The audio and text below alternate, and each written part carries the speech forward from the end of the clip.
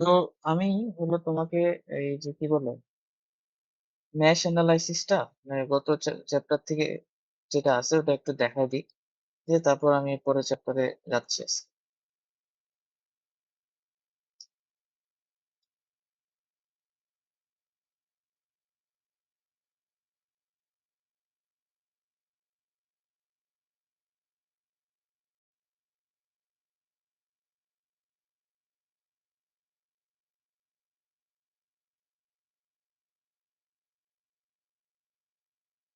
আচ্ছা, এরকম একটা সার্কিট তোমাকে সলভ করতে দিছে, ঠিক আছে? এরকম একটা সার্কিট তোমাকে যদি সলভ করতে দিত, আহ আমরা ম্যাশ অ্যানালাইসিসটা দেখতেছি এটা কিভাবে করে।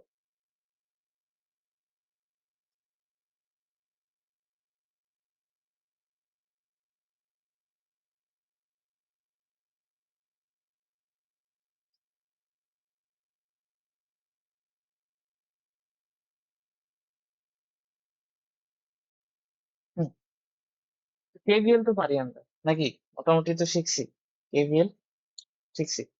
ওকে, এখন ম্যাশ অ্যানালাইসিসটা কেভিএল পারলে তো কোনো ব্যাপারই না। দেখো, আমরা এই সার্কিটটাই সলভ করবো। ধরো না, তুমি ম্যাথ তো জানো না এখন। তোমাকে যখন আমি সলভ করতে দিব, তাহলে তুমি কি করবা বলো তো? ওই যে ওরা বড় হাতের I1 I2 আর I3 দিয়ে যেভাবে কারেন্ট গুলা নিচ্ছে, তুমি সেভাবেই নিতা। যে বড় যে ভোল্টেজটা সেখান থেকে কারেন্ট বের করতা।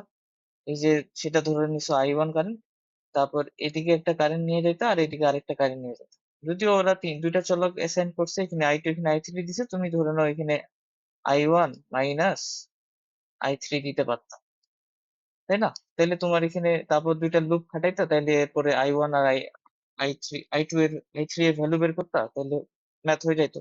তাই তো, এটাই করতাম না? এটাই করতাম। ম্যাশে আমরা কি করব? ম্যাশ অ্যানালাইসিসে প্রথম কাজ হচ্ছে তোমাকে যতগুলো তুমি লুপ দেখতে পাচ্ছ, হ্যাঁ, ইন্ডিপেন্ডেন্ট লুপ দেখতে পাচ্ছ, সেগুলো তুমি আগে বের করে ফেলবা। তো প্রত্যেকটা লুপের জন্য কারেন্ট তুমি ডিসাইড করে ফেলবা, ঠিক আছে? প্রত্যেকটা লুপের জন্য তুমি যেটা করবা, এটা কোন ডিরেকশন বলো তো? এই যে এইভাবে আমি যদি আঁকি, তাহলে এটা কোন ডিরেকশন, ক্লকওয়াইজ নাকি অ্যান্টি ক্লকওয়াইজ? ক্লকওয়াইজ। তো তুমি যেটা করবা, তুমি যতগুলো লুপ দেখতে পারবা, ছোট ছোট লুপ, হ্যাঁ, মানে তোমাকে লুপ গুলা এমন নিতে হবে, মানে এমন লুপ নিতে হবে যাতে ওই লুপ যেটা নিছো সেটার ভিতরে আর কোনো লুপ না থাকে। যেরকম কিনা আমরা কেভিএল এর ক্ষেত্রে আমাদের এরকম ছিল যে আমরা একটা লুপ নিলেই হলো। এখানে ম্যাশের ক্ষেত্রে খালি একটু খেয়াল রাখতে হবে। ধরে নাও আমি যদি এই লুপটা চিন্তা করি, মানে ধরুন এরকম থেকে আমার লাল দাগটা দেখো, এই যে একটা বড় লুপ নিছি, এটা একটা লুপ, কিন্তু লুপ হইতে হলে জিনিসগুলো রিপিটেশন যাতে না হয়, এটাই। তো এখন এই লুপের ভিতরে কিন্তু এইটা লুপও আছে আর এইটা লুপ আছে, দুইটা লুপ ভিতরে চলে আসলো। এটা হওয়া যাবে না। একটা ম্যাশ, ওই যে ম্যাশ বলতেছি, এই ম্যাশটাকে আসলে আমরা লুপ বলি। এক একটা ম্যাশ এক একটা হচ্ছে ইন্ডিপেন্ডেন্ট লুপ, যাই হোক লুপ বলি আমরা। ম্যাশ এমন লুপ, তো লুপ বলতে আমি তোমাকে অলরেডি ধারণা দিছি লুপ কাকে বলে। যেখান থেকে শুরু করব সেখানে আসবো, শেষ করব, এবং যাতে এর মধ্যে কোনো জিনিসের রিপিটেশন না হয়, সেটা একটা লুপ।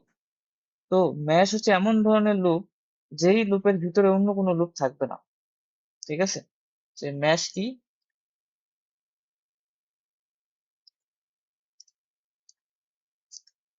এমন লুপ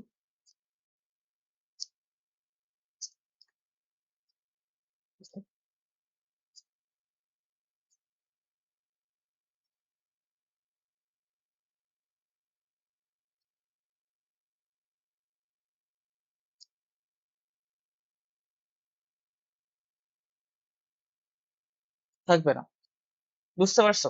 তাহলে আমি, আমার যে সার্কিটটা আছে সেই সার্কিটে দুইটাই লুপ আছে এরকম, সেটা হচ্ছে একটা, এই যে এটা লুপ করে দেখো, ওরা I1 আর I2 দিয়ে যে লুপটা দেখাইছে, এটা আর এটা, এইগুলো হচ্ছে ম্যাশ। তো এখানে কয়টা ম্যাশ আছে? দুইটা ম্যাশ আছে, ঠিক আছে? তুমি প্রথমে লুপ আইডেন্টিফাই করে ফেলছো, যে কয়টা ম্যাশ আছে তুমি বের করে ফেলবা। এমন লুপ গুলো বের করবা যেগুলোর ভিতরে অন্য কোনো আর লুপ যাতে না হয়। তো এখানে দুইটা লুপ আছে এরকম। এরপর তোমার কাজ কি? যে দুইটা লুপ তুমি দেখতে পাচ্ছ সার্কিটে, ওই দুইটা লুপে তুমি কারেন্ট ডিনোট করে দিবা। আর কিভাবে ডিনোট করবা? তুমি সবগুলা কারেন্টকে একই দিকে ডিনোট করবা। তুমি সবগুলো কারেন্টকে প্রত্যেকটা ম্যাশের জন্য বা প্রত্যেকটা লুপের জন্য সবগুলো কারেন্টকে ক্লকওয়াইজ দিতে পারো, অ্যান্টি ক্লকওয়াইজ দিতে পারো, এটা তোমার ইচ্ছা।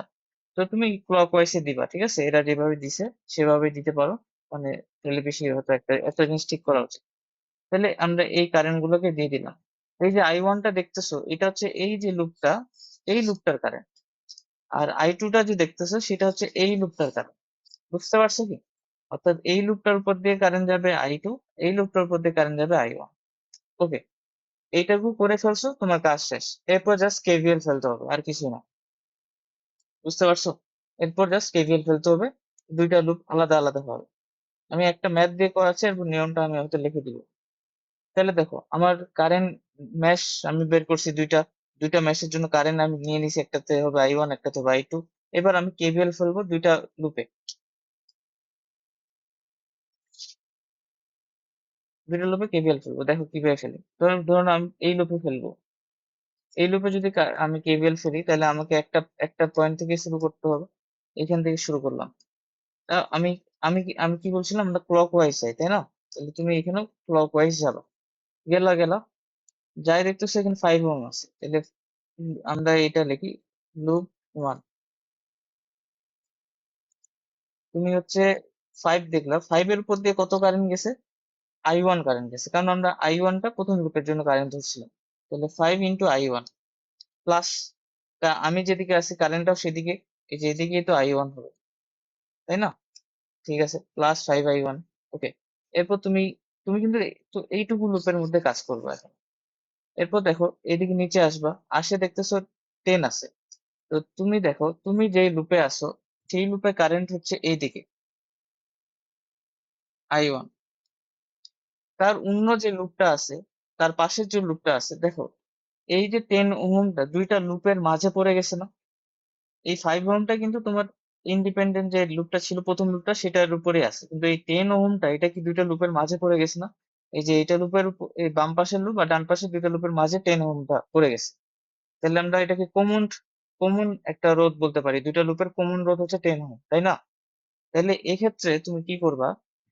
এখন এখানে কারেন্ট কোনটা দিব, কোনটা ধরবা? 10 ওহমের উপর দিয়ে কারেন্ট কোনটা গেছে? I1 গেছে, নাকি এই যে দেখো I2? তুমি যদি চিন্তা করো, এদিক দিয়ে কিন্তু I2ও গেছে দ্বিতীয় লুপটার জন্য। তো I1 হবে নাকি I2 হবে? বুঝতে পারছি কি জিনিসটা, কনফ্লিক্টটা? যে এই 10 ওহমের উপর দিয়ে দুইটা কারেন্টই গেছে। লুপ 2 এর জন্য I2 কারেন্ট গেছে, লুপ 1 এর জন্য I1 কারেন্ট গেছে। এখন এখানে তাহলে এই 10 ওহমের উপর দিয়ে কত কারেন্ট গেছে আসে? তো তুমি যে লুপে থাকবা সেই লুপের কারেন্টটা হবে তোমার সর্বোচ্চ ভ্যালু। এটা মনে রাখো, আমি যে লুপে থাকবো সেই লুপের কারেন্টটা হবে সর্বোচ্চ ভ্যালু। তাহলে যদি হয়, তাহলে I1টা যদি বেশি হয় আর I2 যদি কম হয়, তাহলে আমি এটা লিখতে পারি 10 ইন্টু I1 এর উপর দিয়ে, I1টা যেহেতু বেশি, তাহলে আমি এইভাবে লিখলাম I1 মাইনাস I2 কারেন্ট। অর্থাৎ 10 ওহমের ভিতর দিয়ে I1 মাইনাস I2 কারেন্ট গেছে। সেটা কোন দিকে? I1 এর দিকে। কতটুকু কারেন্ট গেছে I1 মাইনাস I2? কোন দিকে? I1 এর দিকে, কারণ I1টা বেশি। বুঝতে পারছি কি? এরপরে দেখো, আসতেছো তুমি এখানে 10 ভোল্ট কে দেখতে পাইছো।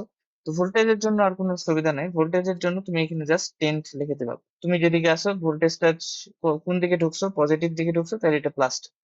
এটা ইকুয়াল টু 0 দিয়ে দিবা, শেষ। ও আরো আরো আছে, আমি যেখান থেকে শুরু করছি ওখানে শেষ করতে হবে, তাই না? আস্তে আস্তে দেখতেছি এখানে 15 আছে, তাহলে এটা হবে -15। নেগেটিভে যাচ্ছে, এটা 0। এই লুপ 1 এ তোমার ইকুয়েশন ফেলানো শেষ। এবার আমি লুপ 2 এর জন্য ইকুয়েশন ফেলবো।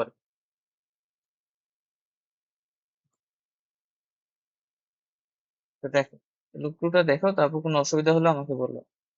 লুপ 2 এর জন্য ফেলবো, ধরুন আমি এখান থেকে শুরু করবো। লুপ 2 এর জন্য ওইখানে আসতেছি, আমি এদিক দিয়ে আসতেছি, এই দিক দিয়ে আমি আসতেছি। কারেন্টটা কোন দিকে দেখো তো, I2 কারেন্টটা এইদিকে কিন্তু, তাই না? যেহেতু কারেন্টের ডিরেকশন এরকম ক্লকওয়াইজ, তাহলে এটা কি কারেন্টের ডিরেকশন আর আমার দিকে একই, তাহলে এটা 4 × I2। এরপরে আমি আসবো এখানে গেলাম, দেখতেছি নেগেটিভে আমি ঢুকতেছি, তাহলে এটা হবে -10। আচ্ছা, এরপরে যাচ্ছি। এখন কথা হলো যে আমি যাচ্ছি এদিকে, I2 কারেন্ট সেদিকে আছে, কিন্তু তার পাশে যে এটা কমন রোধ, তো পাশে আরেকটা লুপ আছে, সেটার উপর দিয়ে এই 10 ওহমের উপর দিয়ে কারেন্ট গেছে I1। তো এখন তুমি যে লুপে আছো সেটা হচ্ছে দ্বিতীয় লুপে। তাহলে এইবার দ্বিতীয় লুপে কারেন্টটাই বেশি হবে। অর্থাৎ এইবার যেটা করবা, প্লাস 10 i2 মাইনাস i1, অর্থাৎ দুইটা কারেন্টের বিয়োগফল হবে। তবে এবার হবে i2 মাইনাস i1, তুমি যে লুপে থাকবে সেই লুপে কারেন্টটাকে তুমি বেশি ধরবে, এবং সেটার দিকটা ওই i2 এর দিকেই হবে যেহেতু i2 বেশি, এবং আমিও সেদিকে যাচ্ছি। তাহলে এটা হয়ে গেল, তাহলে এটা i2 মাইনাস i1। এরপরে যাচ্ছি যাচ্ছি আমি এরপর এদিকে ঘুরবো, এটা হবে 6 i2 ইকুয়াল টু 0। এই দুইটা ইকুয়েশন দেখো আমি এখান থেকে পাবো, i1 আর i2 এর দুইটা ইকুয়েশন আমি এখানে পাবো। এই দুইটা ইকুয়েশন যদি আমি সলভ করি, তাহলে i1 আর i2 এর ভ্যালু পাই যাবো। i1 আর i2 এর যদি ভ্যালু পাই, তাহলে প্রত্যেকটা রোধের উপর দিয়ে কত কারেন্ট গেছে সেটা আমরা বের করে ফেলতে পারবো। আচ্ছা, লুপে কেভিএল চালানোটা কি বুঝছি?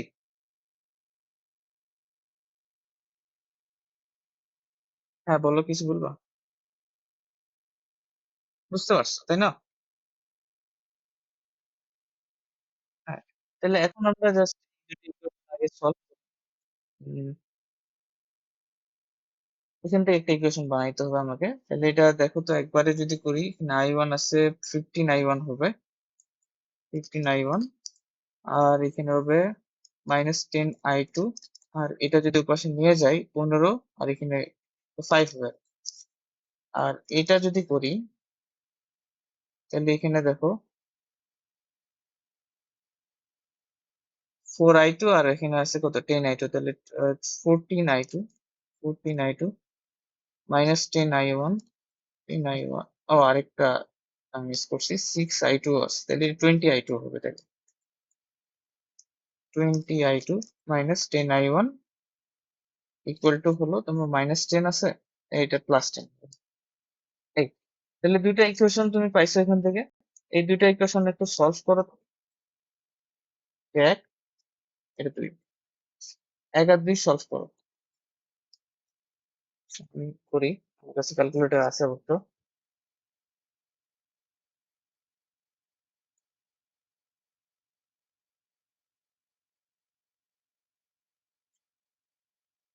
কি আছে এখানে, 15 -10 +5 -10 20 10।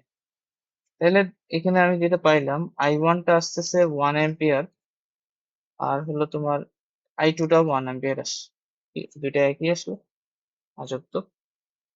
15i1 -10i2, 5 -10i1 +20i2 হচ্ছে 10। ঠিকই তো আছে।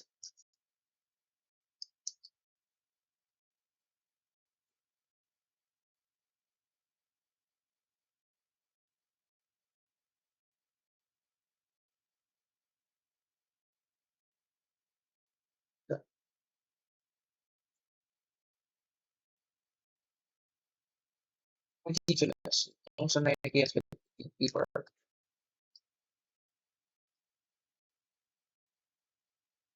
Okay, একই আসলো, এটা 1 অ্যাম্পিয়ারই আসলো, হলো সমস্যা নেই।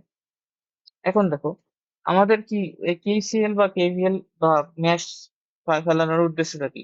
আমরা একটা সার্কিটে প্রত্যেকটা রোধের উপর দিয়ে কারেন্টটা মেজার করতে যাতে পারি, এবং প্রত্যেকটা সার্কিটের ভোল্টেজটা যাতে আমি জানি, প্রত্যেকটা রোধের প্রতি ভোল্টেজটা জানি, কারেন্ট জানলে ভোল্টেজ ইজিলি বেরোবে। তো দেখো তো, 5 এর উপর দিয়ে কত কারেন্ট হবে, 5 এর উপর দিয়ে কত কারেন্ট গেছিল i1, তাহলে 5 ওহমের উপর দিয়ে কারেন্ট যাবে কত, 1 অ্যাম্পিয়ার, তাই না? 1 অ্যাম্পিয়ার যাবে, 5 এর উপর দিয়ে কারেন্ট যাবে কত, 1 অ্যাম্পিয়ার, 1 অ্যাম্পিয়ার। তারপর দেখো, i2, এই আগে এগুলো দেখো, 6 ওহমের উপর দিয়ে কত কারেন্ট যাবে, i2 যাচ্ছিল, এটা 1 অ্যাম্পিয়ার। 4 এর উপর দিয়ে কত কারেন্ট যাচ্ছিল, 1 অ্যাম্পিয়ার, মানে i2, এটাও 1 অ্যাম্পিয়ার। কথা হলো যে 10 ওহমের মধ্যে কত কারেন্ট যাবে, এখানে তো লুপ 1 অনুযায়ী i1 কারেন্ট যাচ্ছে, লুপ 2 অনুযায়ী i2 কারেন্ট যাচ্ছে, দুইটা বিয়োগফল হবে i1 মাইনাস i2। তো এখন দেখো, i1 এর ভ্যালু 1 আর i2 এরও ভ্যালু 1, তো দুইটার ভ্যালু সমান সমান, অর্থাৎ এদিক দিয়ে কারেন্ট যা গেছে উপর দিয়ে এই পাশ দিয়ে কারেন্ট, দুপাশ দিয়ে সেম কারেন্ট গেছে, তাহলে দুইটা বিয়োগফল নিতে হবে। তার মানে এই 10 ওহমের উপর দিয়ে কোনো কারেন্টই যায়নি, 0 অ্যাম্পিয়ার কারেন্ট গেছে। এটাই উত্তর। এখন ধরে নাও যদি i1 এর ভ্যালুটা 2 অ্যাম্পিয়ার হতো, লেটস সে 2 অ্যাম্পিয়ার হতো, তাইলে 10 ওহমের উপর দিয়ে কত কারেন্ট যাইতো, 2 মাইনাস 1, i2 এর ভ্যালু 1, 1 অ্যাম্পিয়ার কারেন্ট যাইতো, এবং কোন দিকে যাইতো, যেটা মান তুমি বেশি পাইছো, ধরে নাও I1 এর মান তোমাকে 2 অ্যাম্পিয়ার বললাম না, তাইলে কারেন্টের ডিরেকশনটা হবে নিচের দিকে 1 অ্যাম্পিয়ার। যদি আর কি I1 এর মান 2 অ্যাম্পিয়ার হতো তাইলে। এখন দুইটা সমান পাইছি, তার মানে এখানে এই কমন যেই ইয়াটা, সেটার উপর দিয়ে কারেন্টটা যাবে 0। এইটাই হচ্ছে ম্যাশের নিয়ম। তো ম্যাশের সুবিধা হচ্ছে কি, যে এখানে কি বলে কমপ্লেক্স একটা সার্কিট, এখানে হচ্ছে তোমার চলক অনেক কম লাগে। আগে কেভিএল অনুযায়ী যদি করতাম তাহলে এখানে চলক, মানে এখানে জিনিস, ওখানে দুইটা চলকই লাগতো কারণ সার্কিটটা ছোট। এখন ধরুন 3টা লুপের 4টা লুপের যদি সার্কিট থাকে, তো সেক্ষেত্রে ম্যাশ অ্যানালাইসিস করলে বেশি সুবিধা হয়, মানে তাড়াতাড়ি সার্কিটটা সলভ হয়ে যায়। আর কেভিএল এর তুলনায় ম্যাশটা তাড়াতাড়ি হয় আর কি। এটুকু বলতে পারি, কেভিএল এর তুলনায় ম্যাশটা বেশি তাড়াতাড়ি তোমাকে সলভটা দিয়ে দিবে, মানে ইকুয়েশন গুলো তাড়াতাড়ি পাবা। তো এখানে কয়েকটা জিনিস আমি ম্যাশ অ্যানালাইসিস করার সময় অনেকগুলো জিনিসই বলছি। তো আমি এগুলো একটু সামারাইজ করে লেখার চেষ্টা করে দিই। দেখো, প্রথম কাজ আমি কি বলছিলাম তোমার মনে আছে কিনা? প্রথমে তোমাকে বলছিলাম যে ম্যাশ আইডেন্টিফাই করতে হবে।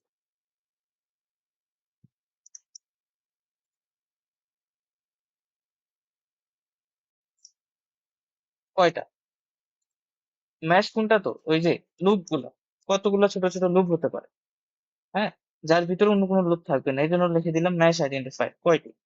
এটা করে ফেললাম। প্রত্যেকটি ম্যাশে, এরপরে তোমার কাজ হচ্ছে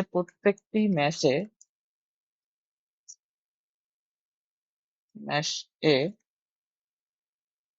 প্রত্যেকটি ম্যাশে কি করবা? কারেন্ট ডিনোট করবা। যতগুলো ম্যাশ হবে ততগুলো কারেন্ট হবে, সোজা সাপটা হিসাব। ডিনোট করব।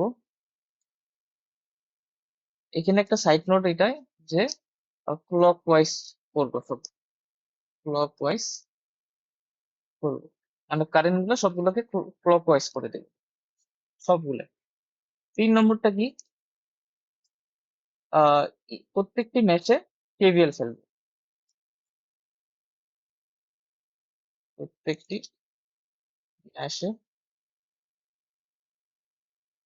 কেভিএল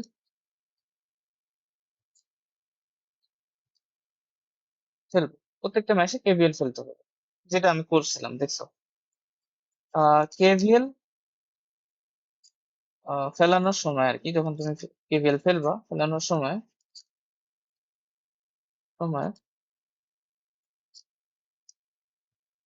কমন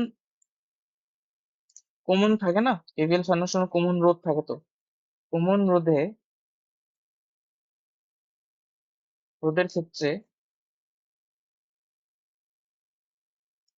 আমি যে লুপে আছি সেই লুপের কারেন্টটিকে বড় ধরবো। আমি যেই লুপে আছি, যে, না, এভাবে লিখি, কমন রোধের ক্ষেত্রে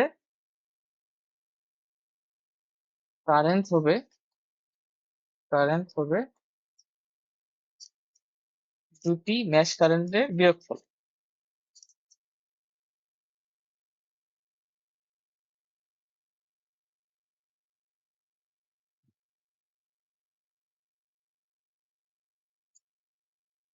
বিয়োগ, ঠিক তো? দুটা ম্যাশ কারেন্টের বিয়োগ করতেছিলাম, দেখছিলাম।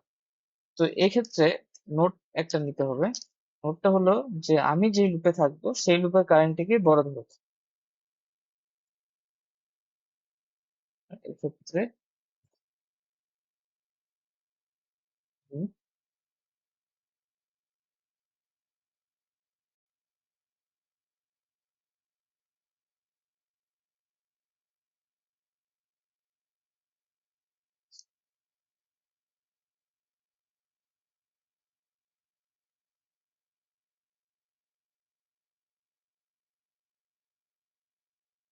আমি যে লুপে আছি সেই কারেন্টটিকে বড় ধরবো।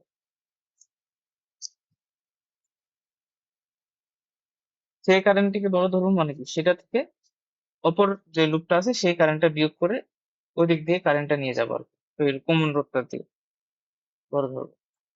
এই, তারপর কি?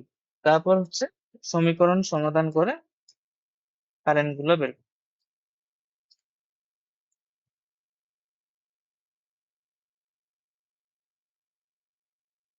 কারণ যতগুলো তুমি চলক পাওয়া ঠিক ততগুলো তোমার সমীকরণ আসবে দেখবা। অর্থাৎ ধরে নাও চারটা ম্যাচে চারটা কারেন্ট, তো চারটা ম্যাচে চারটা লুপ ফেলবা, তাহলে চারটা সমীকরণ বের হবে। তো সমীকরণ সমাধান করে I1, I2, I3 এরকম যতগুলো হতে পারে বের করো। ব্যাস, এই হচ্ছে তোমার ম্যাচ।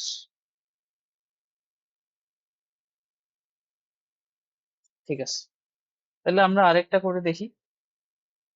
ওকে, তুমি বুঝতে পারছো তো নিয়মগুলা? হুম, ঠিক আছে, তাহলে আমরা এটা করে দিই। ও সরি,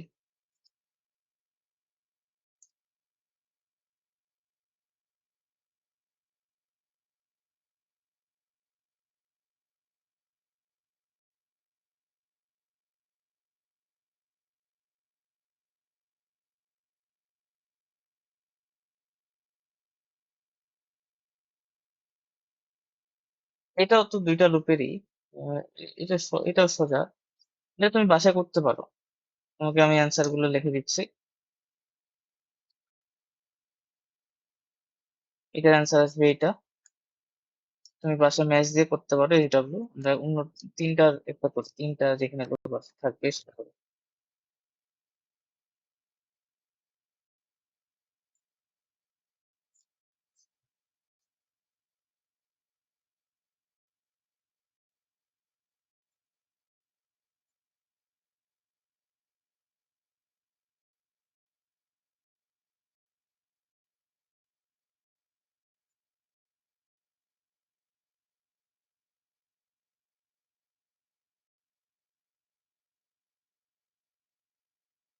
উম,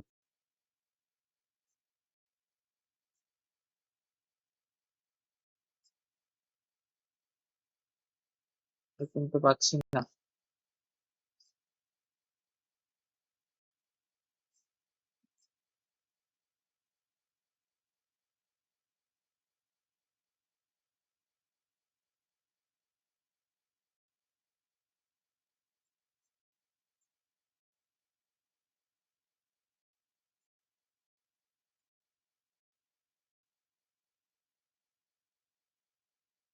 আচ্ছা, তাহলে দেখো আমি একটা বানাই বানাই বলতেছি। ধরো না এরকম আছে, এইখানে একটা ভোল্টেজ এরকম, তারপর হলো এইখানে একটা কারেন্ট, ইয়া রোধ,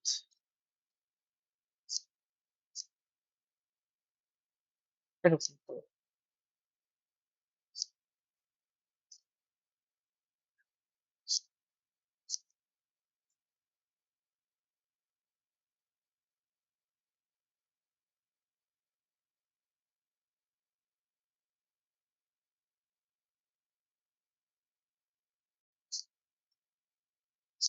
তো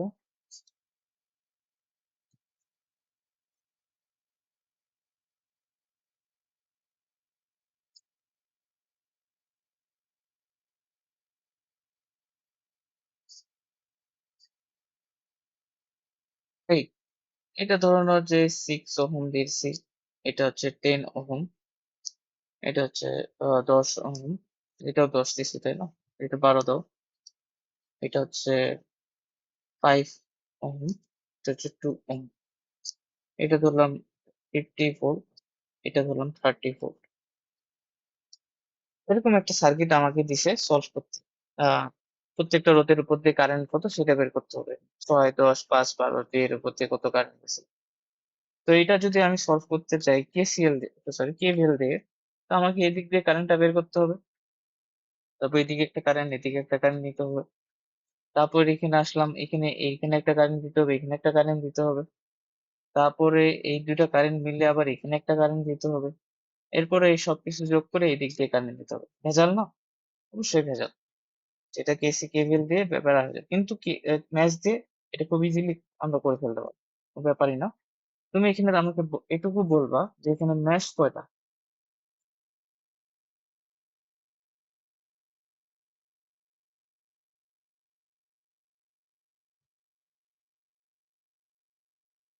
তিনটা, রাইট, তিনটা ম্যাশ। দেখো তো আমি এগুলো করতেছি তুমি বুঝতে পারো কিনা। এইটা একটা, এটা একটা, আর এটা একটা, তাই না? আচ্ছা, তাহলে দেখো আমি কারেন্টের ডিরেকশন গুলো সব এর কারেন্টের ডিরেকশন বলতে পারবো, লুপটাকে আইডেন্টিফাই করতে হবে। দেখো আমি এইটাকে, এর কারেন্টটা দিলাম I1, এটা দিলাম I2, এটা দিলাম I3, এইভাবেই দিব। প্রথম দুইটা নিয়ম করা শেষ, ম্যাশ নিচ্ছি, প্রত্যেকটা ম্যাচে কারেন্ট ডিনোট করে ফেলছি। এবার কাজ কি, কেভিএল ফেলবো। কেভিএল ফেলতে তো আমরা পারি। তো ম্যাশ ওয়ান, মানে I1 যেখানে আছে, ম্যাশ ওয়ান, সেখানে কেভিএল ফেলবো। ওকে, তাহলে কেভিএল ফেললে এখান থেকে শুরু করো, যে কোনো একটা পয়েন্ট থেকে শুরু করো, আগাচ্ছ আগাচ্ছ আগাচ্ছ, এদিক দিয়ে আগাবো অবশ্যই। এখানে গেলা, তাহলে এখানে কত হবে, 10।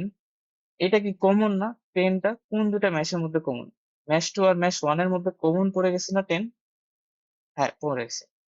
কমনের ক্ষেত্রে আমরা কি করছি, যে আমি যে লুপে আছি সেই লুপটার কারেন্টটাই হবে বড়, এবং কারেন্টটা হবে দুটা বিয়োগফল। তাহলে এটা এটা হবে না, যে I1, আমার কারেন্ট I1 তো এদিকে আর I2 তো এদিকে, তাহলে আমি এটা লিখতে পারি না, এটা দিয়ে দিই, আমি এটা লিখতে পারি না, I1 মাইনাস I2, লেখা যায় তো?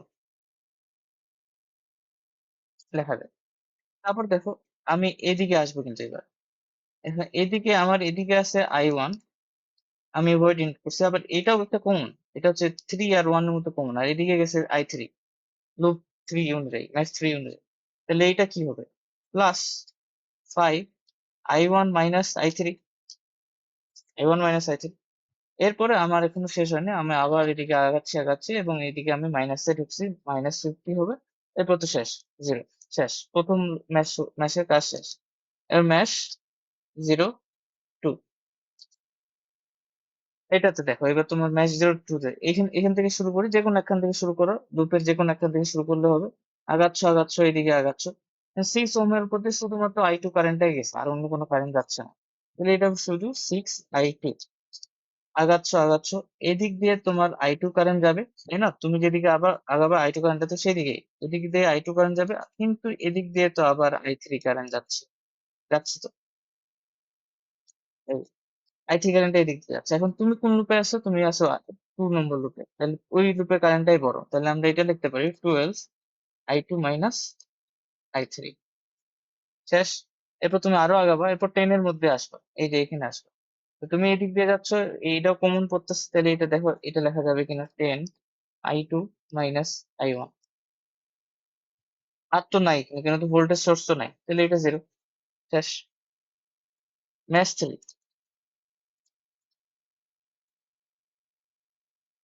ম্যাচ 3 তে দেখো, ম্যাচ 3 তে যদি আমি আগাই, এদিক দিয়ে যাচ্ছি, ধরো আমরা এদিক দিয়ে এখান থেকে শুরু করতে, এদিক দিয়ে আগাবো, আগাচ্ছি আগাচ্ছি, ওকে, 5 ওহম, 5 ওহমের উপর দিয়ে দেখি I3 তো গেছে, I1 ও তো যাচ্ছে পাশে, তাহলে এটা কমন পড়ে গেছে, তাহলে এটা হবে 5 I3 মাইনাস I1 যোগ 12টাও কমনের মধ্যে পড়ে গেছে, তাহলে এটাকে লিখতে পারবো I3 মাইনাস I2, কারণ ওপাশে গেছে I2 আর এই পাশে গেছে I3।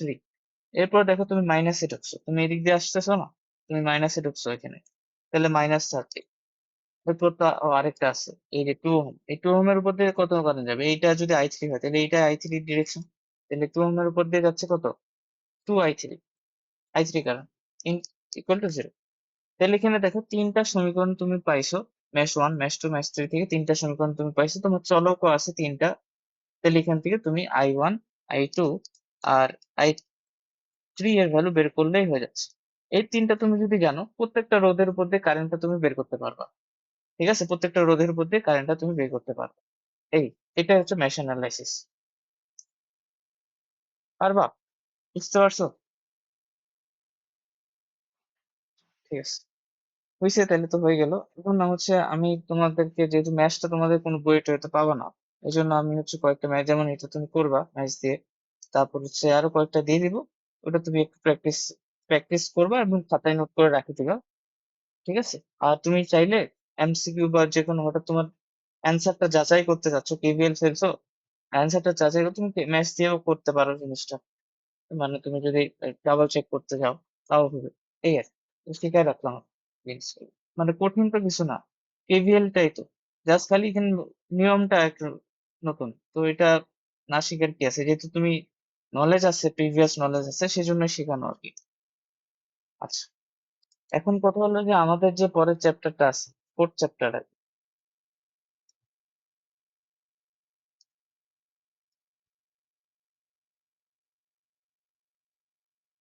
এই চ্যাপ্টারটা আছে। ফোর্থ চ্যাপ্টারের নাম হচ্ছে magnetic effect of current and magnetism.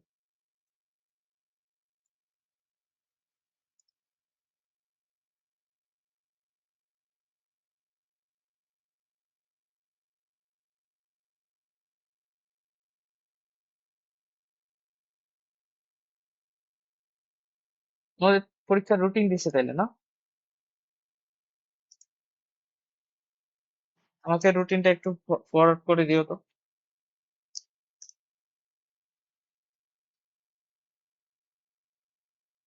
আচ্ছা, তো তড়িৎ প্রবাহের চৌম্বকক্রিয়া এবং চুম্বকত্ব এই চ্যাপ্টারের নাম। আমি পুরাই বুঝতেছো, ম্যাগনেট নিয়ে পড়ালাম। আচ্ছা, তাহলে এখানে দুইটা পার্ট, এখানে নামটা দেখে বোঝা যাচ্ছে, একটা হচ্ছে কারেন্ট এর সাথে চুম্বকের সম্পর্ক, তাহলে আর একটা হচ্ছে ম্যাগনেটিজম, ম্যাগনেট। তো এখানে যেটা হয়, আমরা দুই ধরনের ম্যাগনেটিজম নিয়ে পড়বো। একটা হচ্ছে ম্যাগনেটিজম তৈরি হবে কারেন্টের জন্য, ওটাকে আমরা বলি ইলেকট্রোম্যাগনেটিজম। যেটা প্রথম পার্টটা, একটি ম্যাগনেটিক ইফেক্ট অফ কারেন্ট, এটাকে তুমি বলতে পারো ইলেকট্রোম্যাগনেটিজম। আবার পরেরটা যে পার্টটা ম্যাগনেটিজম, ওটা হচ্ছে পিওরলি ম্যাগনেট, মানে যেগুলো অলরেডি ম্যাগনেট হয়ে আছে, মানে পূর্ব থেকে ম্যাগনেট হয়ে আছে। একটা ম্যাগনেট হচ্ছে কারেন্টের জন্য তৈরি করা হয়েছে, তৈরি হবে, যেটাকে আমরা বলি ইলেকট্রোম্যাগনেট। আর আরেকটা হচ্ছে ম্যাগনেটিজম, এটা পুরো এটা পিওর, কি বলে, পিওর ম্যাগনেট। তো এখন কথা হলো যে আহ, এই অধ্যায়ে পড়াশোনা কিন্তু একটু বেশি, ঠিক আছে? আর জিনিসগুলো হচ্ছে একটু আহ, একটু কম্পারেটিভলি কঠিন, যদি বলি। আহ, তো একটু আস্তে আস্তে এই অধ্যায়টা পড়তে হবে, আমাদেরকে বুঝে বুঝে পড়তে হবে। তাইলে আমাদের আবার এই অধ্যায়টা হয়ে যাবে বুঝে বুঝে, মানে এটা অনেকটা, এই চ্যাপ্টারটা অনেকটা স্থির তড়িতের মতো, স্থির তড়িৎ চ্যাপ্টারের মতো। কারেন্ট, আমার কারেন্ট, এইটুকু তো বুঝছো যে স্থির তড়িতের চেয়ে কারেন্ট ইলেকট্রিসিটি সাজানো কঠিন, বলো তো? আমার কাছে কারেন্ট ইলেকট্রিসিটিটা বেশি সোজা লাগে ইয়ার থেকে, স্থির তড়িৎ থেকে চেয়ে। ওকে, এখন কথা হলো যে এই চ্যাপ্টারে বিষয়, হ্যাঁ, এখন এই অধ্যায় বিষয়বস্তুগুলো কিন্তু বলতে পারো যে একদমই তোমার জন্য সবকিছু নতুন নতুন হবে, মানে মোটামুটি আর কি। ও কিছু জিনিস অলরেডি আমরা 9-10-এ শিখছি, কিন্তু বেশিরভাগ জিনিসই একটু নতুন, নামগুলোও নতুন। হ্যাঁ, এটা এটা ছিল না, এটা মানে আমি অ্যাডমিশনের সময় দেখছিলাম, আমাদের তো এইটা পড়ায়নি। এটা আমি অ্যাডমিশনে পড়ছিলাম আর কি, পরীক্ষার জন্য। তো এই চ্যাপ্টার পড়তে যায়, যেটা আমি মনে হয়েছে যে ওই, মানে জিনিসগুলো একদমই নতুন। মানে তোমার হচ্ছে ওই কি বলে, যেমন স্থির তড়িৎ যখন পড়লা বা চলতড়িৎ পড়লা, আহ, তখন আর কি কিছু জিনিস আগে থেকে একটু ধারণা ছিল। এই চ্যাপ্টারের জিনিসগুলো একদম একটু নিউ নিউ লাগবে, তোমার কাছে টপিক গুলো শুনতেই ভয় লাগবে, এটা কি কি বলতেছে। তবে জিনিসগুলো সোজা, টপিক একটু বেশি আছে, বিজ্ঞানীর নাম একটু বেশি আছে, বিজ্ঞানী, মেলা বিজ্ঞানীর নাম তুমি এখানে দেখবা, এটার নাম ওটার নাম, অনেক কিছুই। তো আচ্ছা, তাহলে আমরা এটা এটা অধ্যায় কি দিয়ে শুরু করবো তাহলে?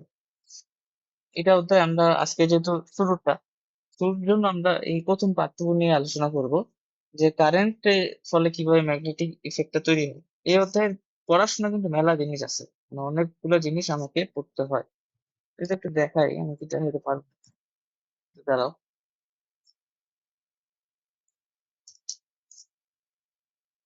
চার্জারে 5 পয়েন্ট।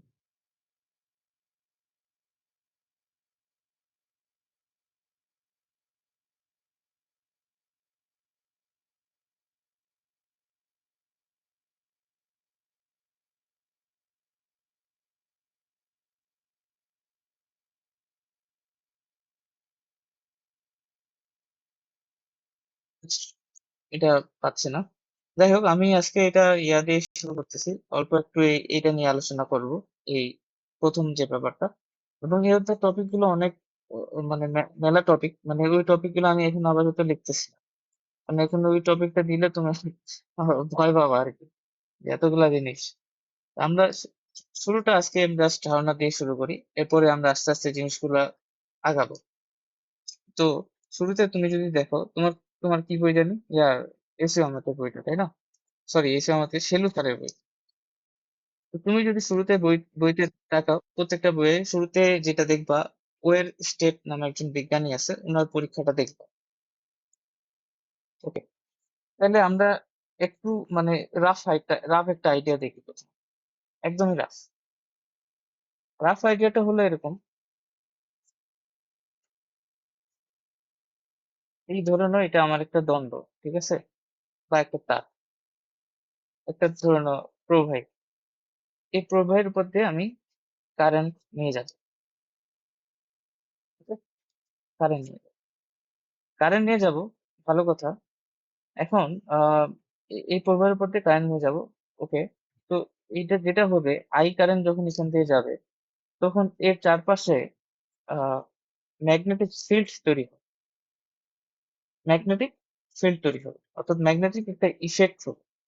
ম্যাগনেটিক ফিল্ড তৈরি হবে বলতে কি, যে ধরে নাও আমি যদি এখানে কয়েকটা লোহা খন্ড খন্ড এগুলা এখানে দিয়ে দিই, তাহলে ওরা একটা ফোর্স অনুভব করবে আর কি।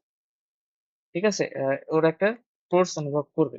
জিনিসটা ভিডিওর মাধ্যমে দেখানো যাইতো, তুমি যদি একটু ভিডিও দেখানো যাইতো। আচ্ছা, এর পরের দিন আমি এটা ভিডিও দিয়ে দেখাবো আর কি। মানে অনেকগুলো সুন্দর সুন্দর ভিডিও পাওয়া যায় ইউটিউবের মধ্যে, ওগুলা থেকে দেখাবো। যে যখন এখান দিয়ে কারেন্ট যাবে, তখন ওর চারপাশে, ওর তারটার চারপাশে ম্যাগনেটিক একটা ফিল্ড তৈরি হবে। অনেকটা এরকম চিন্তা করতে পারো, যে তোমার এখানে যদি একটা প্লাস কিউ চার্জ রাখো, তখন আমরা ইলেকট্রিক ফিল্ডের কথা বলি। যে কি হয়, একটা ইলেকট্রিক ফিল্ড তৈরি হয়। ফিল্ড তৈরি হওয়া মানে কি, মানে হচ্ছে এখানে যদি আমি আরেকটা চার্জকে নিয়ে আসি, পজিটিভ হোক বা নেগেটিভ হোক, আমরা কি ওই যে প্লাস ওয়ান কুলম্ব নিতাম, তাহলে ও একটা ফোর্স ফিল করতো। টান বল অথবা বিকর্ষণ বল বা আকর্ষণ বল, যেটাই হোক, প্লাস মাইনাস যেটা দিবা সেটার উপর ডিপেন্ড করবে। তাহলে ওইটাই তো ফিল্ড, তাই না? কিংবা তোর জন্য মহাকর্ষ বল, তুমি যখন একটা বস্তুকে উপর থেকে ফেলে দেবা, ওই বস্তুটা মহাকর্ষ টানে পড়ে যাচ্ছে কেন? কারণ চারপাশে একটা মহাকর্ষ ক্ষেত্র তো আছে। তো এরকম ম্যাগনেটিক ইফেক্ট একটা তৈরি হবে। ম্যাগনেটিক একটা ইফেক্ট তৈরি হবে, একটা ম্যাগনেটিক ফিল্ড তৈরি হবে, যে কারেন্টটা যদি নিয়ে যায় আর কি। এখন এটা একটা ফেনোমেনা, যে এরকম হচ্ছে যে আমি তারের উপর দিয়ে নিয়ে গেলে একটা ম্যাগনেটিক ফিল্ড তৈরি হচ্ছে। তো এখন এটা আবার আরেকটা জিনিস, এই কারেন্টের ভ্যালুটা তুমি সিগনিফিকেন্ট অ্যামাউন্টে বেশি হতো, তাহলে তুমি ওই ফিল্ডটা মানে খুব অল্প পরিমাণে ফিল্ডটা তৈরি হবে। তুমি এখানে যদি অনেক বেশি পরিমাণে হাই লেভেলে কারেন্ট নিয়ে যাও, তাহলে তুমি আসলে এটা জিনিসটা দেখতে পারবা।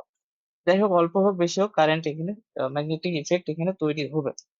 এখন আমাদের আমরা ওটাই এখানে প্রথমত আজকের জন্য আমরা সেটাই বের করব, যে এখানে যে ম্যাগনেটিক ফিল্ডটা তৈরি হবে, যেটাই হোক, সেটার ভ্যালু কত সেটা আমরা বের করব, এবং সেটার দিকটা কত সেটা আমরা বের করব। এই যে ম্যাগনেটিক ফিল্ডটা, সেটার দিকটা কিরকম, সেটা সেটা আমরা বের করব, এবং এটার মানটা বের করব। এই দুটো জিনিস আজকে আমরা বের করে ছেড়ে দেবো আজকে। তো এখন আহ এটা প্রথমে আমরা দেখছিলাম, প্রথমে এটা যিনি দেখছিলেন, এটা হচ্ছে বিজ্ঞানের ওয়ারস্টেড।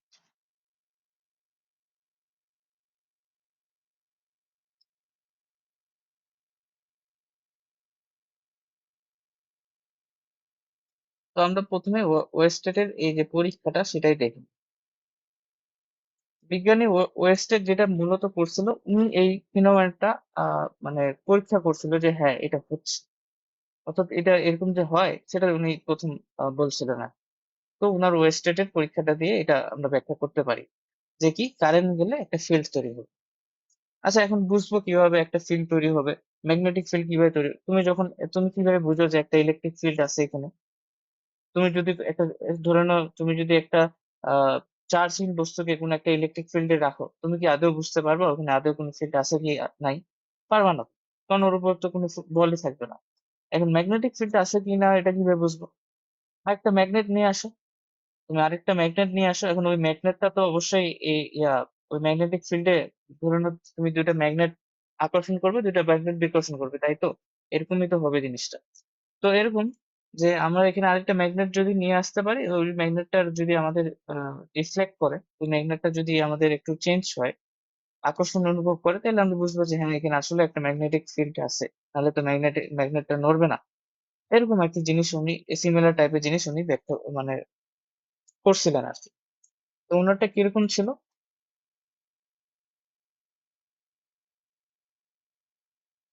এই দেখো সেটআপটা এরকম।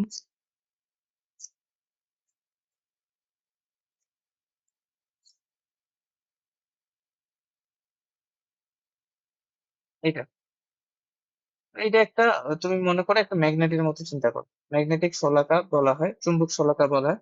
তো চুম্বক শলাকা,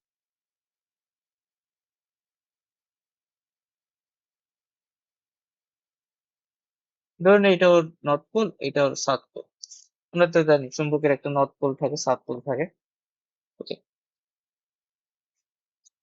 এগুলো এরপরে উনি কি করলেন, এই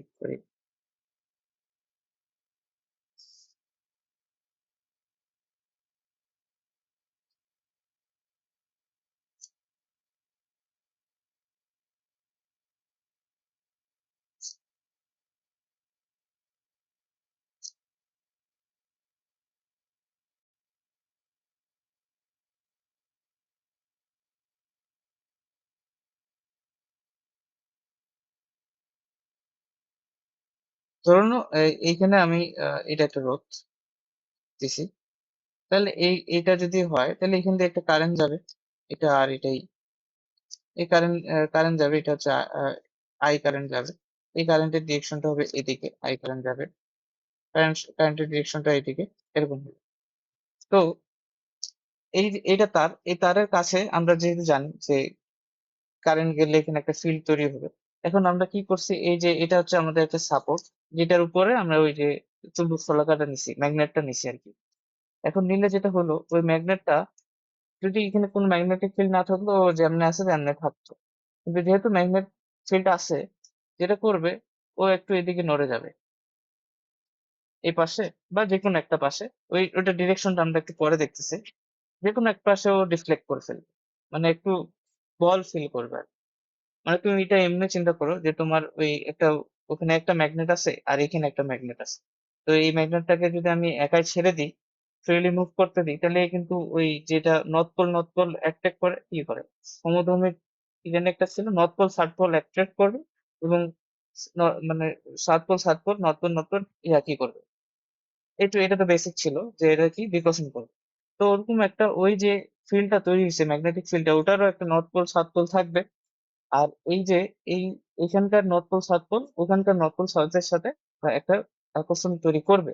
তো সেটার জন্য এটা ডিফ্লেক্ট কিন্তু হবে। তো এটা নতুন অবস্থানটা ধরলাম যে আমার এখানে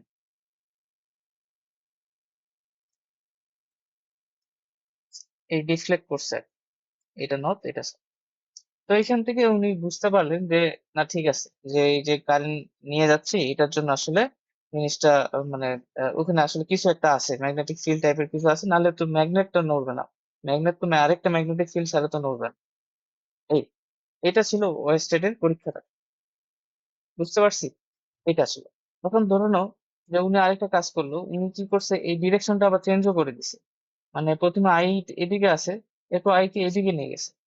আই এদিকে নিয়ে যাওয়াতে দেখতেছে এবার জিনিসটা ঘুরছে উল্টা দিকে। মানে আগে যেদিকে ঘুরছিল, এবার ঠিক তার উল্টা দিকে ওই ম্যাগনেটটা, মানে চুম্বক শলাকাটা ঘুরে গেছে। তো এরকম জিনিস দেখলো যে তিনি দেখলেন যে কারেন্টের ডিরেকশনটাও আসলে ম্যাটার করতেছে। কারেন্ট কোন দিকে যাচ্ছে সেটার উপরও নির্ভর করতেছে যে ফিল্ডটা কোন দিকে তৈরি হবে। ঠিক আছে? তো এখন এইটা পরীক্ষা থেকে কয়েকটা জিনিস আমরা ধারণা করতে পারি, কয়েকটা সিদ্ধান্ত আসা যায়। এগুলো বইয়ের মধ্যে সুন্দর করে লেখা আছে, প্রথমেই এগুলো পাবা। আচ্ছা, এখানে কিন্তু একটা কথা, এই চ্যাপ্টারে কিন্তু একটু তোমার বই পড়তে হবে, বইয়ের পড়াশোনা গুলো করতে হবে, কারণ এই চ্যাপ্টারে বহুত ইয়া কি বলে ইনফরমেশন দেওয়া। ঠিক আছে, চলতড়িৎ কিংবা স্থির তড়িতেও কিন্তু অনেক ইনফরমেশন থাকে। চলতড়িৎ বা ওই থার্মোডাইনামিক্স অত একটা ইনফরমেশন ছিল না, জিনিসগুলো বুঝলেই হইতো। এই চ্যাপ্টারে অনেক কিন্তু ইনফরমেশন থাকবে। তো ওগুলো এমসিকিউর জন্য অনেক ইম্পর্টেন্ট। তো এই চ্যাপ্টার শুরু থেকে যখন আমি পড়াচ্ছি, যে টপিকটাই পড়াচ্ছি, যেমন ধরুন আজকে ওয়ার স্টেটের পরীক্ষাটা যদি পড়াই বা আরো অন্য কিছু যদি পড়াই, তো তুমি বই খুলে ওইটা রিলেটেড যে রিডিং পড়াশোনাটা আছে ওটা করে ফেলবা, এইভাবে আগাবা, তাহলে জিনিসটা বেশি ভালো হবে। বুঝতে পারছো?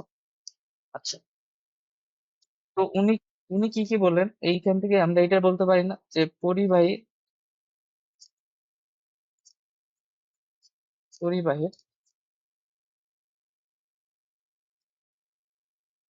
আচ্ছা, আমি এটা ইয়া করতে পারি, স্ক্রিনশট মারি তো দেখাইতে পারি। লেখার কি দরকার, বুঝিয়ে দিলেই হলো। এই দেখো, এইগুলা কথা, এগুলো কিন্তু খতেও আসতে পারে। এটা হচ্ছে ইয়ার বইটা, কি বলে এটা, ইসাকের বই। দেখো এইগুলা জিনিসে আমরা আসতে পারি, এই সিদ্ধান্তগুলো আসা যায়। বলি, প্রথমে কি সিদ্ধান্ত আমরা বলতে পারি যে ১ নম্বরটা, পরিবাহের মধ্য দিয়ে বিদ্যুৎ প্রবাহিত হলে চুম্বক ক্ষেত্র সৃষ্টি হয়। ঠিক আছে, সৃষ্টি হয়, কারণ আমরা বুঝতে পারতেছি যে এটা নড়তেছে, শলাকাটা রিফ্লেক্ট করছে, তার মানে অবশ্যই এখানে আরেকটা চুম্বক ক্ষেত্র তৈরি হয়েছে। দ্বিতীয় বলতেছে বিদ্যুৎ প্রবাহে সৃষ্ট চৌম্বক ক্ষেত্রের মান বিদ্যুৎ প্রবাহের মাত্রার উপর নির্ভর করে। আচ্ছা, এখানে আরেকটা জিনিস ও কি করছে, এই যে এই ইলেকট্রিক, এই যে ভোল্টটা আছে না, এটা বাড়াইছে আস্তে আস্তে। এটা যদি বাড়ায় তাহলে এই যে কারেন্টটাও বাড়বে। কারেন্টটা যদি বাড়ে, এই যে ডিফ্লেকশনটা এটাও বাড়বে, মানে এটা আরো বেশি ঘুরবে আর কি। তো উনি ওইটা থেকে বলছে যে হচ্ছে দেখা গেছে যে এই কারেন্টের ভ্যালুটা যত বাড়াবো, মানে কারেন্টের ভ্যালুটা সিগনিফিকেন্টলি তুমি যত বৃদ্ধি করবা, তোমার ওই যে ম্যাগনেটিক ফিল্ডটা তত বেশি তৈরি হবে।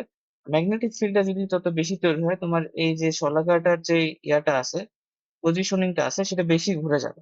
তো এখান থেকে বলছে উনি এই পরীক্ষা থেকে এটা বলছে যে চুম্বক ক্ষেত্রটা বিদ্যুৎ প্রবাহের মানের উপর নির্ভর করে, সমানুপাতিক জিনিসটা হবে আর কি।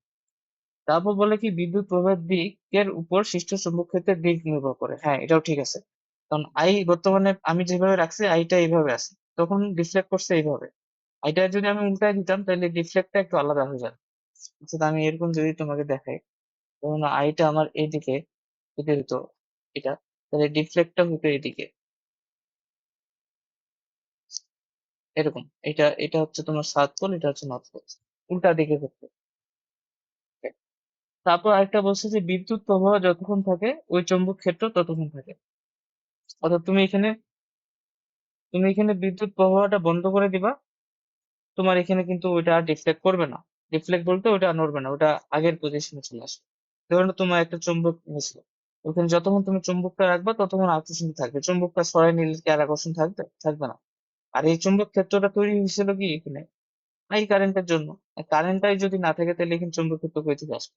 মানে এটা হচ্ছে অস্থায়ী চুম্বক ক্ষেত্র। তোমাকে ওই যে এর আগের দিন আমি ওই যে গ্যালভানোমিটারের একটা জিনিস বলছিলাম না, যে ওখানে একটা পেঁচানো তার থেকে ওখানে কারেন্টটা যায়, অস্থায়ী একটা চুম্বক থাকে, যখনই কারেন্টটা সরায় নিছে ওই চুম্বকটা আগের জায়গায় পৌঁছে গেছে। এটা ঠিক ওরকম জিনিসটাই। ওকে, তাহলে এই জিনিসগুলো আমরা ওয়েস্টেডের পরীক্ষা থেকে বুঝতে পারি। ঠিক আছে, এখন আমরা এটুকু বুঝছি যে কারেন্ট হইলে ফিল্ড হবে, ম্যাগনেটিক চুম্বক ক্ষেত্র তৈরি হবে। এখন আমরা ওটার মানটা বের করবো এবং ওইটার দিকটা নির্ণয় করবো, মানটা এবং দিকটা। আচ্ছা, আর দিকটা নির্ণয় করে দেখি আগে। দিকটা নির্ণয় করার জন্য আমাদের কাছে দুইটা ইয়ে আছে, দুইটা থিওরি আছে, বা দুইটা হচ্ছে কি বলে ওয়ে আছে, দুইটা মেথড। দুইটা মেথডে আমরা এই দিকটা নির্ণয় করতে পারি। প্রথম মেথডটা হচ্ছে ম্যাক্সওয়েলের কর্ক সূত্রের নিয়ম, আর দ্বিতীয়টা হচ্ছে ফ্লেমিং এর ডান হস্তের নিয়ম। ফ্লেমিং নামে একজন বিজ্ঞানী আছে, ওনার ডান হস্তের নিয়ম, সেটা দিয়েও আমরা দিকটা নির্ণয় করতে পারি ম্যাগনেটিক ফিল্ডের। আর আরেকটা হচ্ছে ম্যাক্সওয়েলের কর্ক কর্ক কর্ক স্ক্রু নিয়ম নিয়ম আর কি। ওকে, তাহলে প্রথমটা দেখি।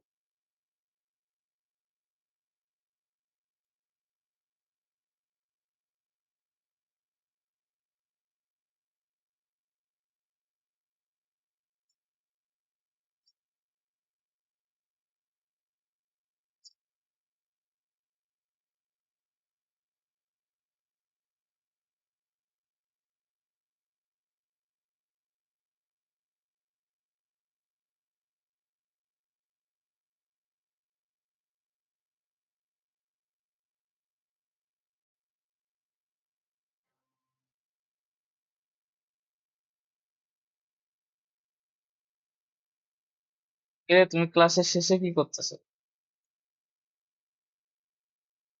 অন্য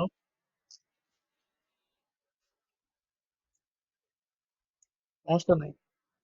আচ্ছা, তাহলে দেখো, ম্যাক্সওয়েলের কর্ক স্ক্রু নিয়ম যেটা আছে, সেটা দিয়ে দিকটা নির্ণয় করতে পারে। একটা আমি যেটা বললাম ফ্লেমিং এর ডান হস্তে নিয়ম। তো আমরা দেখি ম্যাক্সওয়েলের কর্ক স্ক্রু নিয়মটা কিভাবে আমাদের ম্যাগনেটিক ফিল্ডের দিকটা ম্যাগনেটিক ফিল্ডের দিকটা দিবে, তাহলে দেখো কিভাবে দিতে পারে।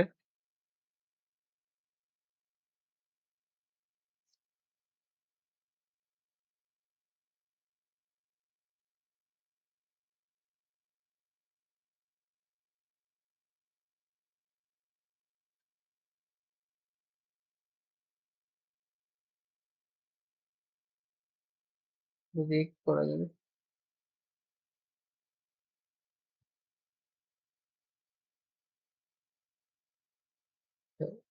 নাকি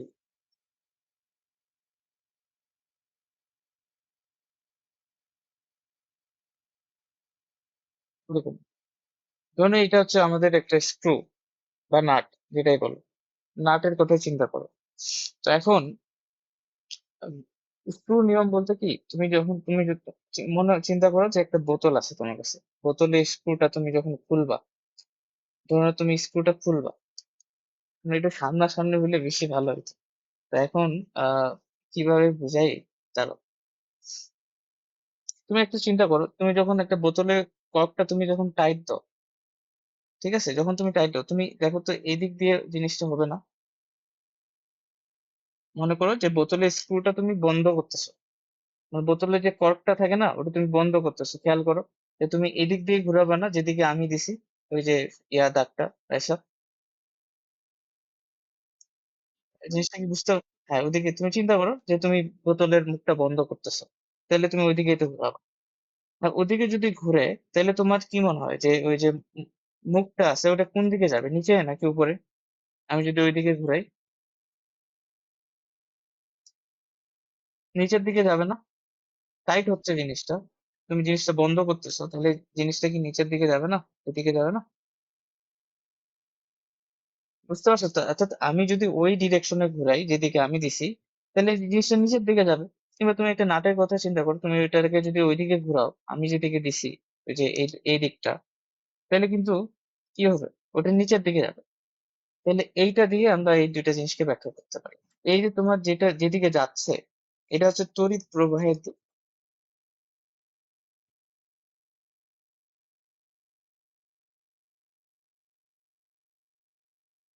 আর যেদিকে তুমি ঘুরাইছো আর কি কর্কটাকে বা নাটটাকে, যেটাই বলো, সেটা হচ্ছে চুম্বক ক্ষেত্রের দিক। যেই চুম্বক ক্ষেত্রটা বা ফিল্ডটা তৈরি হয়েছে সেটার দিক, চুম্বক ক্ষেত্রের দিক। চুম্বক ক্ষেত্রের দিকটা হচ্ছে ওটা, আর তড়িৎ প্রবাহের দিকটা হচ্ছে এটা। তাহলে এখন আমি যদি সেম কাজটা উল্টা করি,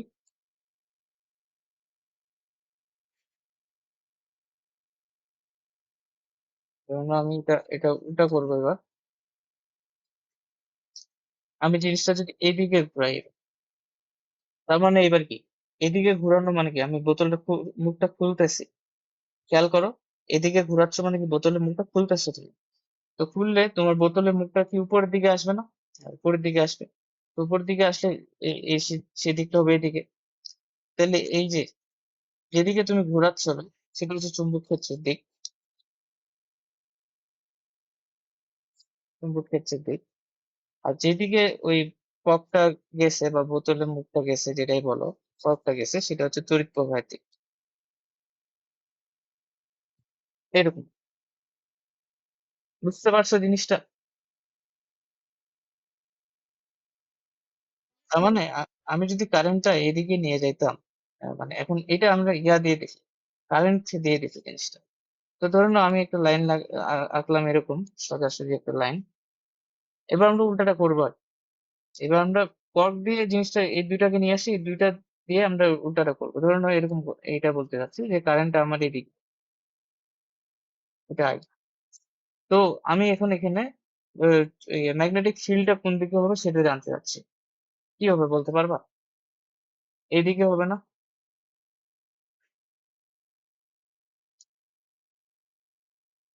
কারণ দেখো তোমার ম্যাগনেটিক এই যে আইটা উপরের দিকে যাচ্ছে, তার মানে তুমি কি করতেছো, আইটা উপরের দিকে যাচ্ছে মানে তুমি ছিপিটা খুলতেছো। খুলতে মানে তোমার কোন দিকে খুলতে হবে, আমি যেদিকে দিছি সেদিকে খুলতে হবে না? দেখো তো, চিন্তা করে দেখো, হাত দিয়ে তুমি যখন খুলবে ওইদিকে খুলতে হবে। তাহলে এইটা হবে তোমার ম্যাগনেটিক ফিল্ডের ডিরেকশন, এইটা। আবার ধরে নাও আমি যদি এটা কারেন্টটা উল্টা দিকে দিতাম অর্থাৎ কারেন্টের নিচের দিকে দিতাম, কারেন্টটা যাচ্ছে নিচের দিকে, তোমার ছবিটা তাহলে কি করতে হবে? টাইট করতে হবে। টাইট করা মানে কি?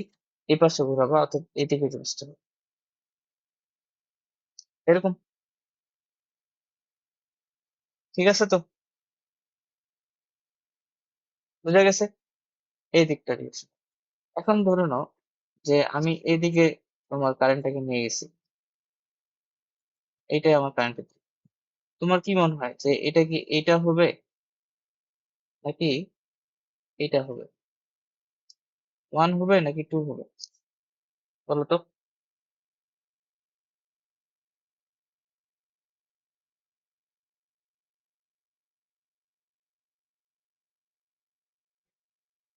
উপরের দিকে আছে, কি হবে?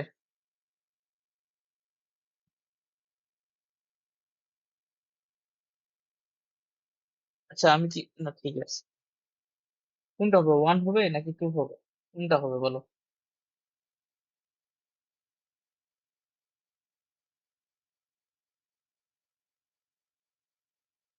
আমি কি দুইটা ডিরেকশন একই দিছি নাকি? আচ্ছা এটা যদি এটা হয়, আমি ধরুন ডিরেকশন এটা দিছি, আর আরেকটা ডিরেকশন আমি দিলাম হচ্ছে, একটা তো এটা যেটা আমি দিছি, একটা ডিরেকশন হচ্ছে, ঠিকই তো দিছিলাম, এই দিক দিয়ে দিলাম একটা। হ্যাঁ এইটা, এটা একটা ডিরেকশন। হ্যাঁ এবার ঠিক আছে। ওয়ান হবে নাকি টু হবে বলো? আমার তো মনে হচ্ছে টু হবে। টু হবে না? মানে মনে করো যে এটা হচ্ছে বোতলের ছিপিটা, এটা উপরের দিকে উঠাচ্ছ, তাহলে কি হবে? তোমাকে উল্টা দিকে ঘুরাইতে হবে না জিনিসটা, মানে টু এর মতো ঘুরাইতে হবে না। আমি যদি ওয়ান এর মতো ঘুরাই তাহলে জিনিসটা তো টাইট হচ্ছে, তো নিচের দিকে যাচ্ছে, তো এটা কি টু হবে না ডিরেকশনটা? দেখো তো, খেয়াল করেই বলো, হবে কি না বলো।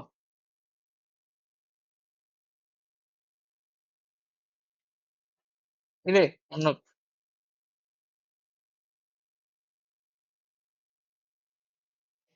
হুম। আচ্ছা, তাহলে এইটাই হলো। এখন কথা হলো, এইটা তাহলে একটু কষ্ট লাগতেছে, এটা জিনিসটা প্রসেস করতে হচ্ছে না। এমন কোনো নিয়ম নাই যেটা দিয়ে আসলে জিনিসটা ইনস্ট্যান্টলি বুঝতে পারবো। আছে, এটা হচ্ছে ফ্লেমিং এর ডান হস্তের নিয়ম, পরে যেটা আমরা শিখবো। মানে এটা অনেকটা তুমি ইয়ার মতো চিন্তা করো, তোমরা যখন ভেক্টরের ক্রস গুণ করতে, ভেক্টরের ক্রস গুণ করার সময় কিন্তু এরকম একটা নিয়ম শিখাইতো স্যার, যে ওই যে তুমি যে ভেক্টর থেকে যে ভেক্টরের ক্রস করতেছো সেখান থেকে সেখানে সেই দিকে তুমি স্ক্রু ঘুরাবা, সেই স্ক্রুটা যদি উপরের দিকে ওঠে তাহলে উপরের দিকে, আর সেই স্ক্রুটা যদি নিচের দিকে যায় তাহলে নিচের দিকে, এরকম একটা ছিল না স্ক্রু এর নিয়ম? এরপরে আরেকটা সাথে তারপরে তুমি কি পড়ছিলা, ডান হাতে নিয়ম পড়ছিলা না? যে যেই ভেক্টর থেকে যেই ভেক্টরে তুমি ক্রস করবা সেখান থেকে সেখানে তোমার ডান আঙ্গুলগুলো মুষ্টিবদ্ধ করবা, করলে তোমার বৃদ্ধ আঙ্গুলটা যেদিকে নির্দেশ করবে সেটাই হবে তোমার ভেক্টরটার দিক, নতুন ভেক্টরটার দিক, ক্রস ভেক্টরটার গুণফলের দিক, এরকম না? তো আমরা ভেক্টর যখন ওই হাত দিয়ে, ডান হাত দিয়ে আমরা জিনিসটা নির্ণয় করছিলাম, এটা দিয়ে ওরকম একটা করা যায়, সেটাকে বলা হয় ফ্লেমিং এর ডান হস্তে নিয়ম। এটা দেখো,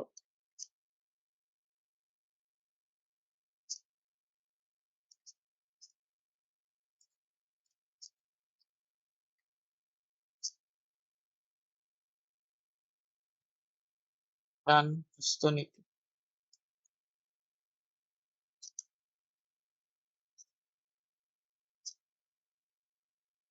ফ্লেমিং এর ডান হস্ত। এটা কি বলতেছে ফ্লেমিং এর ডান হস্ত নীতি? এটা আমরা কিভাবে ফেলবো? সেটা হচ্ছে আমরা এখান থেকে যাই, আমার কথা একটা চিত্র আছে, let me একটু চিত্রটা নিয়ে আসি।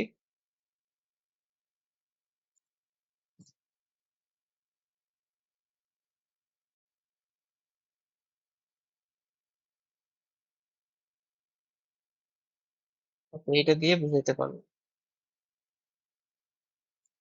আচ্ছা দেখো, আমি এখানে একটা তার নিচ্ছি এরকম, এই তারের উপর দিয়ে আমি কারেন্টটা নিয়ে যাব, এটা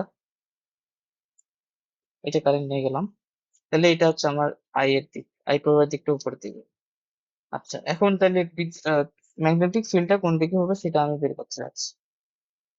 তো নিয়মটা হলো, আই যেদিকে যাচ্ছে সেদিক বরাবর তুমি তোমার বৃদ্ধা আঙ্গুলটা নিবা, নিলা। এরপর মানে সেদিক বরাবর তুমি বৃদ্ধ আঙ্গুলটা নিবা। এরপর ওটাকে ওই তারটা ধরে তুমি হাতটা মুষ্টিবদ্ধ করো। মুষ্টিবদ্ধ করার পর তোমার বাকি যে ৪ টা আঙ্গুল যেদিকে যাচ্ছে সেই দিকটা হবে ফিল্ডের দিক, অর্থাৎ ম্যাগনেটিক ফিল্ডের দিক। তাহলে ওই চিত্র অনুযায়ী আমি কি বলতে পারি দেখো তো, আমার বাকি হাতগুলো কি এরকম ভাবে মুষ্টিবদ্ধ হবে না? বৃদ্ধ আঙ্গুলটা যদি এই করে রাখো, তো বাকি হাতগুলো তো আমি এভাবে মুষ্টিবদ্ধ করবো। তাহলে এই যে দিকটা আমি পাইছি, এইটাই হচ্ছে আমাদের কি বলে ফিল্ডের দিক, ম্যাগনেটিক ফিল্ডের দিক। দেখো বুঝতে পারছো কিনা, বেশি কঠিন না, সহজ শ্রেণীর আর কি।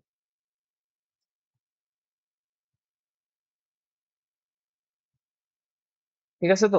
আচ্ছা তাহলে এইটা বলো তো, এটা এটা আর এটা তো পাশাপাশি বললে হবে। এখানে আমি এখন এইদিকে আই নিয়ে গেছি। তাহলে আমার ফিল্ডটা আমি কোন দিকে, তুমি প্রথমে নিজে একটু চিত্র খাতায় থাকলে একটু আগে আমার নিজে আগে করো, তারপর আমি আমাদের সাথে মিলাও। যেদিকে কারেন্টের দিক সেদিকে আমার আঙ্গুলটা রাখতে হবে, বৃদ্ধ আঙ্গুলটা রাখতে হবে। তারপর আমি আমার হাতগুলো মুষ্টিবদ্ধ করব, করে আমার হাতগুলো যে দিকটা যাবে সেটাই হচ্ছে আমার ডিরেকশন। তাহলে দেখো এটা কি এরকম হবে না? আহ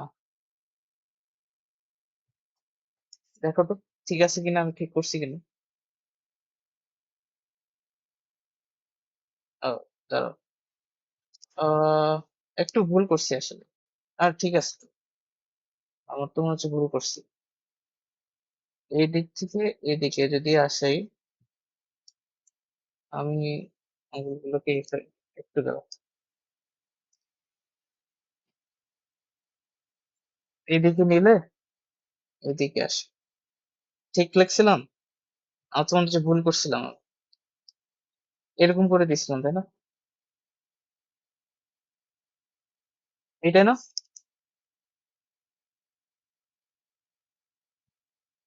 এদিকে যদি করি তো আমার একটু, আমার মনে হচ্ছে ভুল যাচ্ছে। এইটা বোধহয় হবে, এইটা হবে। এই যে লাস্টে যেটা আমি রাখছি, আরে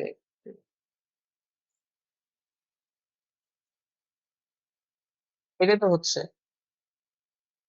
এই যে এটা আমার হাতের আঙ্গুলগুলো এদিকে তো আসবে। আমি যদি ইয়াটা মানে আইটা এদিকে নিই তাহলে আঙ্গুলগুলো তো এদিকে আসবে। মানে আমি যদি এটাকে উল্টাই দিই, দেখো তো এটার সাথে মিলে কিনা। উল্টে যাচ্ছে তাই না? তো এরকম দিছি তাই তো?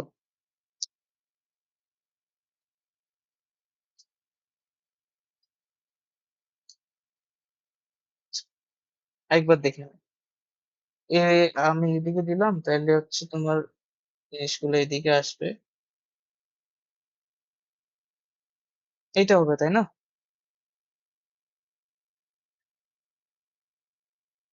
ঠিক আছে কিনা দেখো তো।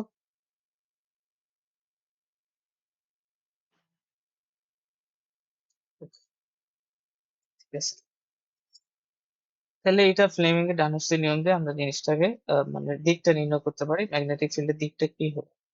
এখন বাকি রইলো, আমরা ম্যাগনেটিক ফিল্ডটা হবে এটা আমরা দেখলাম, দিকটা আমরা বের করতে পারলাম যে দিকটা হচ্ছে এটা আসবে। এখন কথা হলো যে ইয়া কি বলে, মানটা কিভাবে বের করবো, এই ম্যাগনেটিক ফিল্ডের মানটা কিভাবে বের করতে হবে। তো মানটা বের করার জন্য আমাদের কাছে একটা সূত্র আছে, এটাকে বলা হয়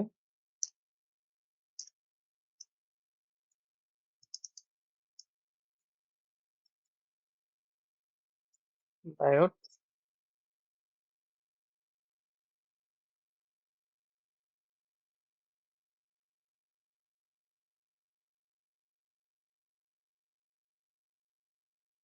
বায়ট সেভার্টের সূত্র।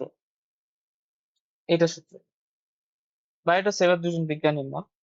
তো এইটা সূত্র দিয়ে আমরা হচ্ছে এই মানটা বের করতে পারি। এবং সূত্রটা দেখতে হচ্ছে এরকম, d B is equal to, B হচ্ছে ম্যাগনেটিক ফিল্ডকে আমরা বি দ্বারা নির্দেশ করে থাকি। ডিবি হচ্ছে k into I d l sine theta by r square. এটা হচ্ছে ওইটা ম্যাগনেটিক ফিল্ডের মানটা আসে। এখন এটা আমাদেরকে প্রতিপাদন করতে হবে। তো আজকে আমি এটা আর প্রতিপাদন করবো না, আজকে হচ্ছে জাস্ট এটা ইন্ট্রোডাকশন দিলাম। এখান থেকেই আজকে শেষ। এরপরের দিন এই চ্যাপ্টারটা আমরা বাকি যে জিনিসগুলো মেলা কিছু পড়তে হবে এখানে। তো বাকিগুলো আমি স্টার্ট করবো আরকি। তো আজকে এখান থেকে। তো কালকে বোধহয় তোমাদের একটা এক্সাম আছে। মানে আমি এক্সামের সময় দিছিলাম। কালকে একটু পড়াশোনা করিও।